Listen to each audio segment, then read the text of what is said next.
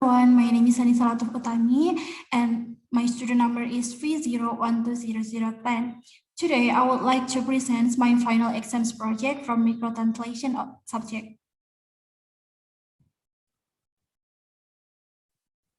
This is the text that I use in my final exams. The title is Burj Khalifa, and this is the Burj Khalifa in a full text. And here is my analysis. In the first sentence, we have established equivalent and pure borrowing for the Burj Khalifa phrase because Burj Khalifa is the name of the place, so we don't have any equivalent in Indonesian language. I give 3 points in its translation quality, in accuracy, acceptability, and readability because there is nothing wrong in this translation text. So I give them 3 points. And then in the second sentence, we have established equivalent pure borrowing for Dubai because Dubai is the name of place, and reduction is because in the source text is used for the verb, and the target in the target text we don't have verb, so there I think it is reduction. And we also have linguistic compression because staggering just translate to mengejutkan in Indonesian language. I give the accuracy 2 points because there is a reduction is, so we don't have the verb in target text. And I also give the accuracy 2 points because for the tingginya mengejutkan 828 meter is a bit ambiguous because it sounds like tingginya mengejutkan si 828 meter. And then for the acceptability, I give 3 points because actually this sentence is easy to read by the native Indonesian, but we just need to put the verb in the target text. And then for the third sentence, we have established equivalence and also pure borrowing for the Eiffel and Empire State Building. Both of them are the name of place, so we can borrow it and use it in the target text.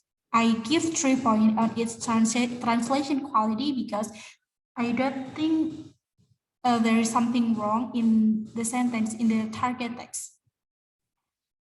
And then in the next sentence, I have established equivalent and variation. Variation is used to translate the potongannya and the syllablesnya. I give the translation quality 3 points, except the acceptability is just 2 points because potongan-potongan is not acceptable in Indonesia because potongan is usually used to in like food or something that's easy to cut, but this is a building, so it's more acceptable if the translators use like bagian-bagiannya or something like that. And then for the next sentence, I have established equivalence, pure borrowing for the Burj Khalifa because it is the name of place, and variation for ketinggiannya. I give the translation quality 3 points because there is perfectly correct in Indonesian language. And then for the next sentence, I have established equivalent, pure borrowing for Burj Khalifa, variation for Anda, substitution for tepuk tangan. I choose the pure borrowing for the Burj Khalifa because Burj Khalifa is the name of place, so we don't have any equivalent in Indonesian language. Variation Anda because there is more word who can replace Anda, like kamu and many more, so we choose it as variation. And the substitution, tepuk tangan is actually verb, but when we use in this sentence, it's turned into adjective. And for the translation quality, I give 3 points for the accuracy, 2 points for the acceptability, because tepuk tangani it's not really natural to use in Indonesian. You can replace the tepuk tangan with like dapat Anda kagumi atau dapat Anda dapat Anda kagumi.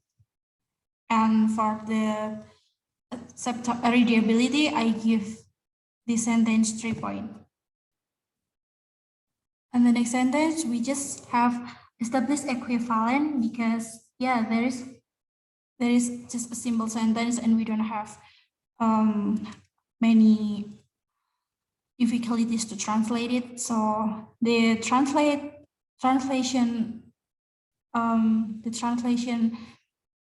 quality is also good enough. And then we also have the established equivalent and pure borrowing for Dubai, because Dubai is the name of place. And I give 3 points for the accuracy, 2 points for the acceptability, because it is worthy. For the word untuk, we reuse the word untuk, like untuk menyirami lanskap, untuk sistem pendingin, untuk menyediakan air mancur di Dubai. We actually can just use one untuk, like untuk menyirami lanskap dan tanaman, sistem pendingin, dan menyediakan air mancur di Dubai. It's more acceptable in Indonesian language. And for the readability, I give this sentence 3 points because this is actually easy to read by Indonesian. And then for the next sentence, I have established equivalent and pure borrowing for Burj Khalifa, because Burj Khalifa is the name of the place.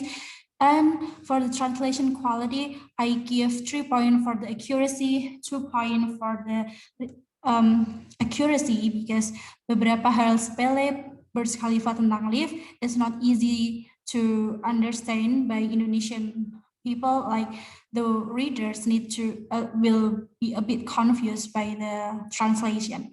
And I give 3 points for the readability, because if the Indonesian people read the translation, it would be easy to read. But if they give a little bit attention, it would be hard to understand. And then for the next sentence, I have established equivalent and pure borrowing for the Burj Khalifa, and I give 3 points for the accuracy, 2 points for the acceptability, because menjadikan lift tercepat di dunia, it's more natural, because siapa yang dijadikan tidak jelas dalam kalimat ini, so we need to put the ini word or something like that. And for the acceptability, for the readability, I give the sentence 3 points. And then the next sentence, I have established equivalent, pure borrowing for the Burj Khalifa and linguistic comprehension, because the Burj Khalifa, the observation, the 124 floor is only translated to Burj Khalifa. We don't have to include the article there. And I give 3 points on each translation quality, because there is nothing wrong in the target text. And the next sentence, we have established equivalence for the sentence, and we also have pure borrowing for the Burj Khalifa, and we also have the linguistic comprehension, because we don't translate the in the target text, and variation for bahannya. I choose to give 3 points for the accuracy, because the message is accurate translated in target text, and 2 points for the bahan, because this is a building, so in Indonesian it will be more natural if the translators use material, not bahan. And I give 3 points for the readability. And then for the next sentence, I have established equivalent reduction for the to put things into, because that phrase is not translated in Indonesian. and linguistic components for the wait phrase. I give 2 points for the accuracy because there is reduction to put things into, and 3 points for the acceptability and readability. And then in the next sentence, I have established equivalence, pure borrowing for the Burj Khalifa, and reduction on and the. Because in Indonesia, we don't translate it, so I give 2 points for the accuracy and 3 points for its accuracy, for its readability and acceptability. And then for the next sentence, I have established equivalent, pure borrowing for the Himenokalis, reduction the building is designated to, and amplification for the puncaknya. Reduction the building is designated to because that phrase is not translated in Indonesian language, and amplification puncaknya because there is actually no puncaknya in the target text, the source text, but in the target text, the translator put it on it. And then I give 2 points for the accuracy because there is reduction and amplification, and 3 points in its acceptability and readability. And for the last sentence, I have only established equivalence, and I give 3 points for the accuracy, 2 points for the acceptability because inti puncak is not commonly used in the building. Like inti pusat is more natural if used in the like microorganism or cells or things that usually have inti. But building, maybe we can, for the building, we can replace it by puncak atap or something like that. And I give the 3 points for the readability.